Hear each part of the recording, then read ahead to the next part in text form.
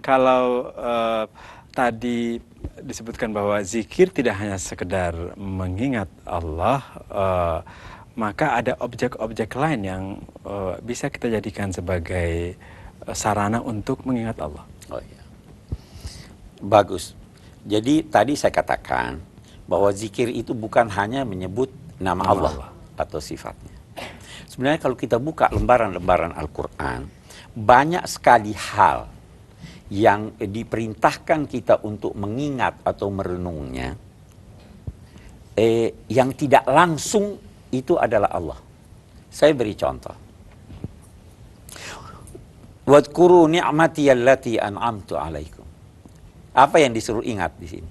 Nikmatnya. Coba ingat nikmatku. Karena kalau kamu mengingat nikmatku, kamu akan ingat aku. Allah. Wadzakirhum bi ayyamillah. Wahai Nabi Musa, ingatkan kaummu, zikir tentang hari-hari Allah. Ada hari-hari dalam perjalanan hidup manusia atau bangsa yang sungguh menonjol kuasa Allah. Kita misalnya sebagai bangsa, Peristiwa tsunami, ya kan? Proklamasi, ya. pengkhianatan PKI. Itu hari-hari di mana menonjol. Zakirhum bi ayyamillah. Hari ini sejarah. Jadi orang kalau merenung tentang sejarah dan mengaitkan dengan Allah, dia zikir dong. Itu Al-Quran sendiri berkata begitu. Salat itu sarana zikir. Wa aqimis salata li dzikri. Supaya ingat Allah, salat. Apalagi Tokoh-tokoh bisa? tokoh-tokoh, iya, dalam Al-Quran. Wadhkur fil kitabi Maryam lah, Ismail lah, Ibrahim lah. Ingat itu tokoh-tokoh. Baik tokoh yang baik maupun tokoh yang buruk. Termasuk Fir'aun. Fir'aun. Ingat dia. Karena itu mengingatkan kita dengan Allah. Jadi banyak masih itu. Diri kita. Ingat ini, apa ini saya? Renungkan tentang dirimu. Pak Quraisy, kalau begitu luar biasanya zikir, apa dampaknya bagi kita manusia ini kalau kita mengabaikan zikir? Wala takunu kalladzina nasullaha fa ansahum anfusahum. Janganlah kamu menjadi seorang yang melupakan Allah, sehingga Allah membiarkan dia lupa dirinya sendiri. Lupa darah. Ini sama. Wa may ya'shu an dzikrir rahman nuqayyid lahu syaitanan fahuwa lahu qarin. Siapa yang membuta, tidak merenungkan, tidak berzikir tentang Allah yang Maha Rahman, kami tetapkan buat dia seorang setan yang selalu menyertai dia. Ada setan selalu habis lupa Tuhan.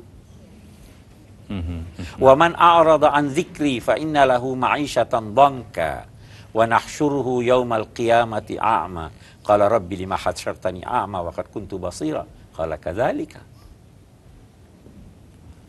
Siapa yang berpaling, enggan untuk berzikir dalam pengertian luas ini tadi, dia akan mendapatkan kehidupan yang sempit. Sekaya apapun orang, dia tidak ingat Tuhan, dia sempit hidupnya. Itu di dunia, jangankan di akhirat lagi. Wa nahsyuruhu yaumal qiyamati a'ma. Nanti di hari kemudian kami akan bangkitkan dia buta. Terus dia mengadu, Rabbi lima hasyartani a'ma wa qad kuntu basira. Ya Allah, kenapa kamu bangkitkan saya dalam keadaan buta? Sedang dulu waktu di dunia saya melek.